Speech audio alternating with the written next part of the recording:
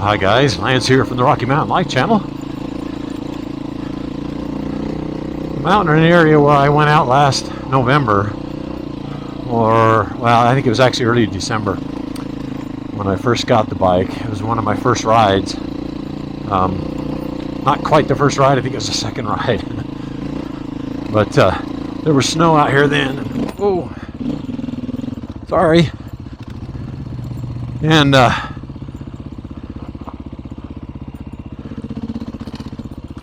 there was snow out here. It was fairly cool in the shade, but the main issue was snow. This is a very popular ATV area. I've already passed a couple of people. A lot more people out here than what I thought there would be on a Thursday in the morning, but we're going to get out here and see if I can get out farther than I did before. See if I can get out past that area where I crashed last time without crashing. Oh, boy, it's rocky. We've had a lot of rain here in southern Colorado over the last couple of weeks, so there's going to be some ruts, I suspect, in places, and definitely some puddles.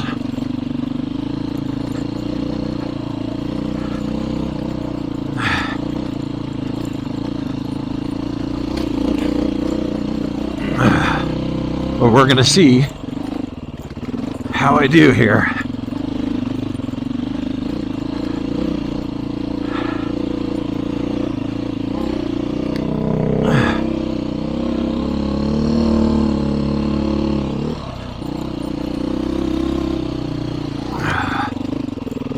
I didn't know this is all open rock, because when I was out here last winter, it was snow covered.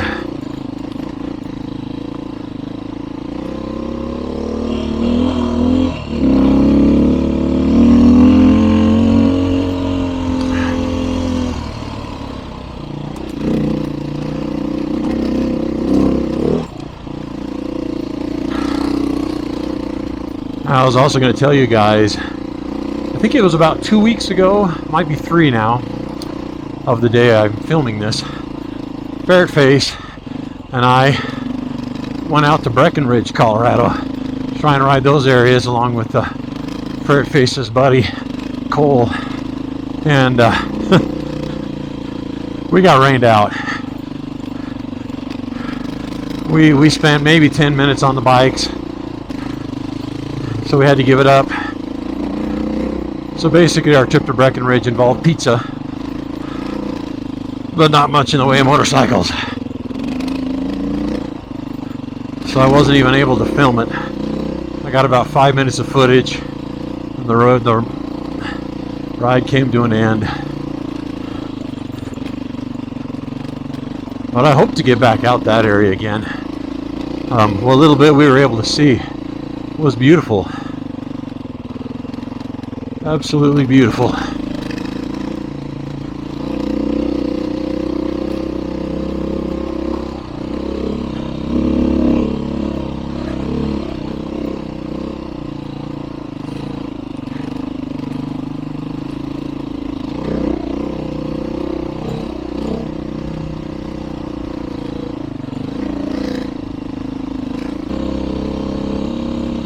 I also have a set of ND filters for my camera, so I'm going to be experimenting with some settings today. I think I have the exposure and the shutter rate and everything set for being here in the sun, but when I get in the trees and in the shade, I don't know what it's going to look like.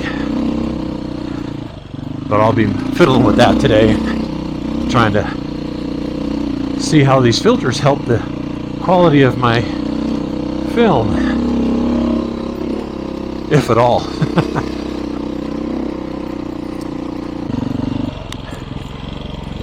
Definitely got some ruts from the rain, but it's not too bad so far.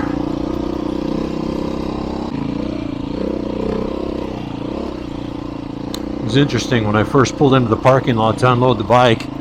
This is a popular area For those of you who live in Colorado, southern Colorado, probably heard of it. It's a Rainbow Falls ATV, OHV area. And so it was pretty, there was a number of vehicles there, and there was a handful of people there that were loading or unloading. And there was a couple there that were just screaming at each other. It was horrible. Right out in front of all of us. Doesn't sound like a very healthy relationship to me. Certainly not how I'd want to live my life.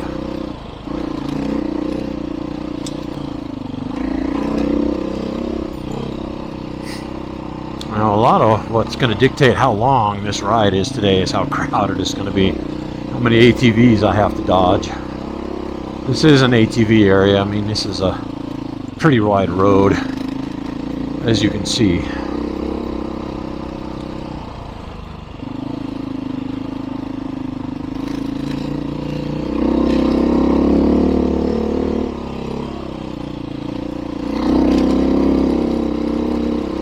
I also wanted to say thank you to the people who gave me feedback on my last couple of videos about tire pressure.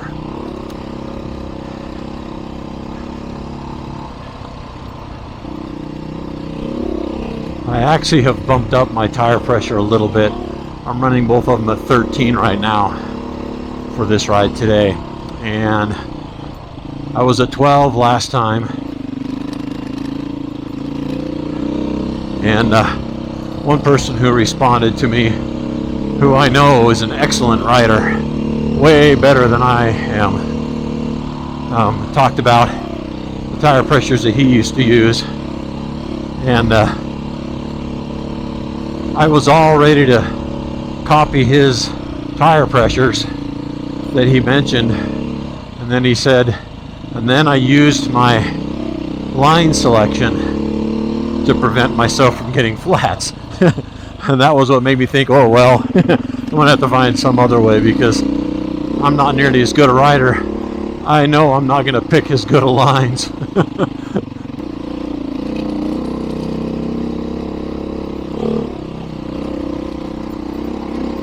The butterflies are out here mating. It looks like they're all over the place, hanging around all these little puddles of water in groups.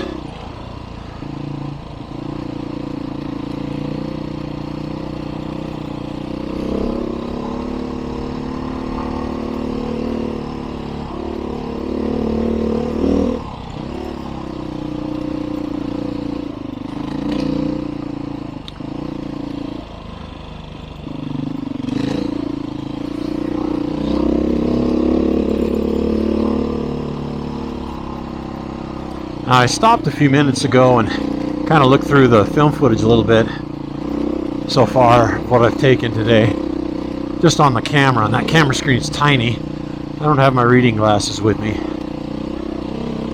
so I couldn't see it really well, but I think the exposure and everything here and the sunlight's going to be about right, but I think when I'm in the shade it might be a tad dark. We're going to see if I can maybe brighten those sections up in post, if I need to. I won't really know until I get the footage put onto my computer and take a look there.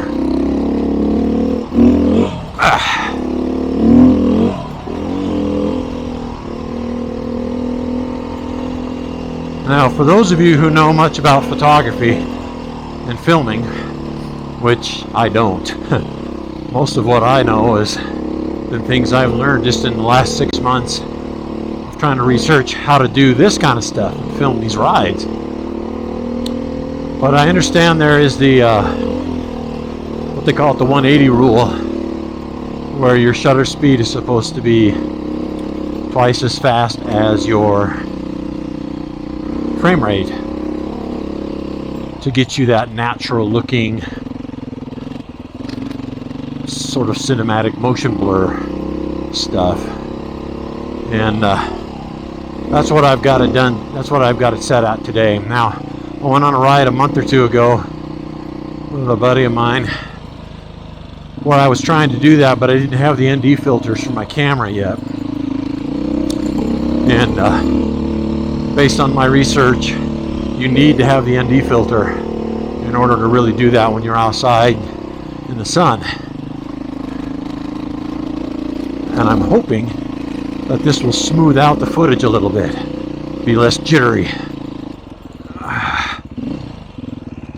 This is starting to get more challenging to me. It's quite loose, lots of big rocks.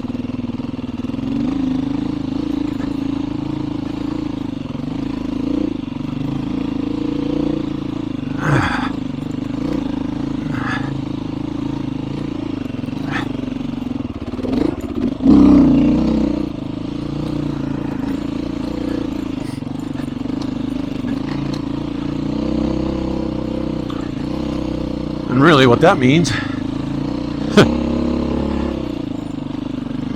is I can't talk much while I'm concentrating on it. You know, it's funny, when you're younger, not only do you not have much of a sense of what's potentially dangerous or what could hurt you, things like that, but I know you just generally feel like you're better at everything than you probably actually are. I know I used to think, oh, I'm a pretty good rider. I've ridden a lot, and I have ridden a lot. But the more I do this, the less confident I am in my abilities.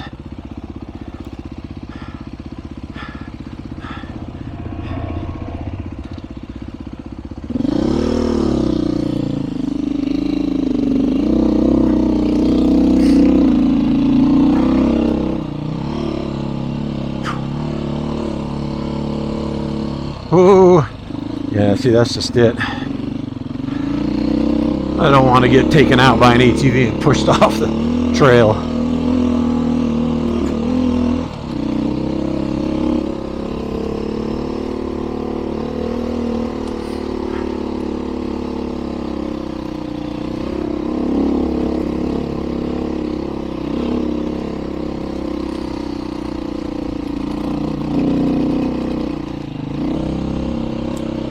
But I've noticed that my confidence in my abilities is definitely not what it was when I was younger, even though I'm on a much more capable motorcycle than I've probably ever been on before for this kind of stuff. I remember going out in Missouri with my old KLR 650 with a friend of mine. We went out to a place called Chadwick, and my memories of a lot of it is it was more challenging than this stuff. More slower speed rock hopping. I remember having a few troubles with it, but I didn't remember ever looking at this section of the trail and thinking, oh, I'm not going to be able to get through this. Nowadays I get out on, not this area, but some other spots, and I start to wonder a little bit more about my ability. Not enough speed to clear that puddle.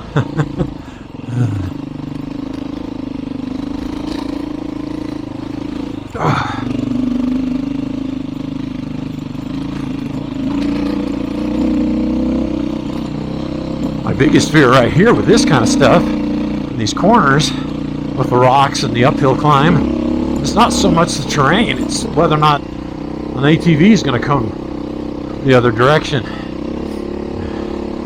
especially when I'm up here on the left. But I knew that when I came out here this morning that there was a good chance that this would be fairly busy. I just was hoping it wouldn't be too bad because it's a weekday, but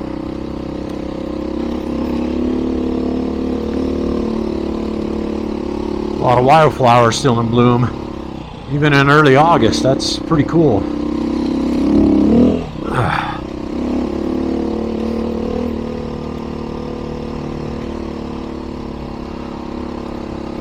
So I think I've mentioned this in a prior video, but I'm going to try and be a little bit more clear and concise.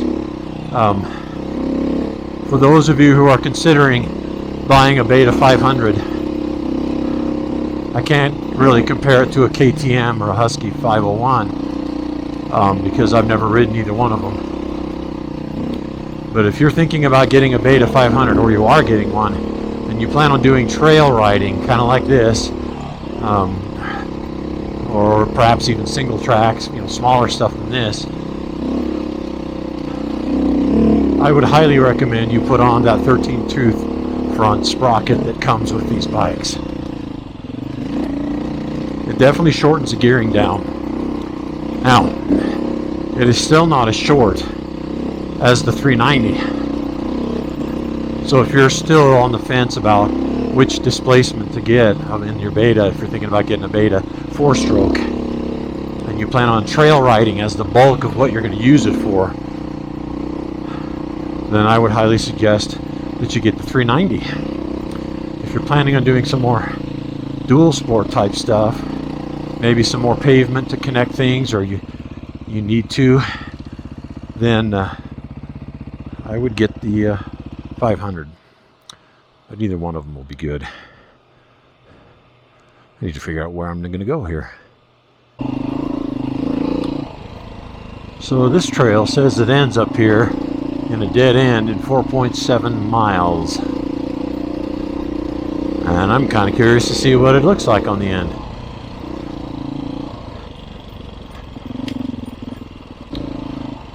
So I've been having some trouble with my camera today, just in the last few minutes. It's been shutting itself off after just a minute or so of recording, and I don't know why. Battery's not dead. Didn't feel hot.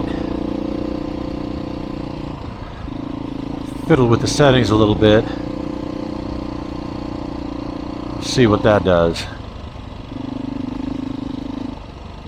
Well, I found the end of the road. It just makes a little loop here. There's a little spot here where folks have been making campfires. And then this little thing here just makes a circle around the base of this little knob, and then sends you back the way you came.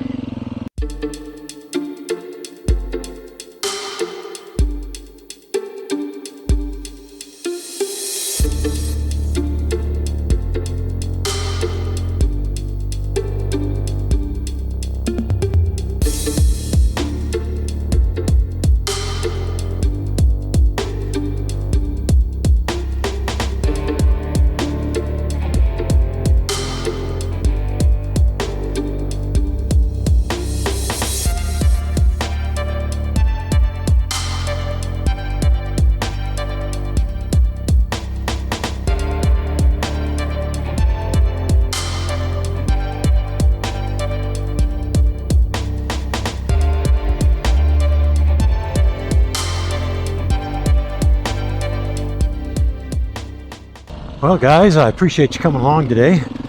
Did a fair bit of riding around and exploring. Just like everywhere else in Colorado, it's pretty, but this area here specifically is heavily traveled. I was surprised at how many people I saw today, with it being a Thursday. But I appreciate you coming along, and hope everybody's having a great summer. Get out and do something fun on your own. Doesn't have to be dirt bike riding, but do something. And if you're a lot younger than me, I can tell you that as you get older, the time goes by faster. I cannot believe it's already August. Summer's just flying by. It's just amazing to me. And at the rate that the years come and go, the way I see it, I'm going to be 85 here in about 3 weeks, it feels like. So trying to get out and do this stuff while I still can, even if I'm not very good at it and not very fast. But I enjoy the scenery.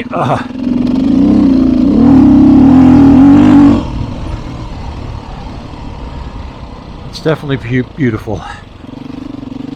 So anyways guys, thanks for sticking around to the end. I'd appreciate a big thumbs up to the video if you don't mind. A like would be great. And I will catch you next time.